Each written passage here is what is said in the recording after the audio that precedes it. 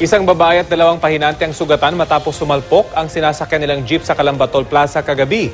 Balita hatid ni Bam Alegre.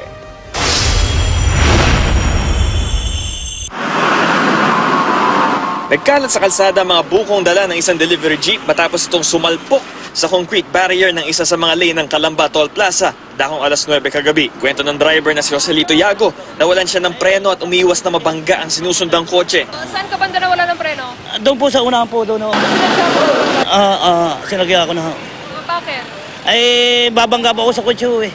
Ligtas ang driver habang nagtamo naman ng sugat ng may-ari ng jeep at dalawa pang pahinante. Agad silang isinugod sa ospital. Ayon naman sa kaanak ng isa sa mga biktima, mabilis daw ang takbo ng jeep bago ito sumalpok sa harang ng toll booth. Sa tindi ng pagkakabangga, nawasak ang naturang jeep habang natuklap naman ang ilang bahagi ng konkretong harang. Bahagyang nagdulot ng pagsisip sa daloy ng trapiko ang aksidente.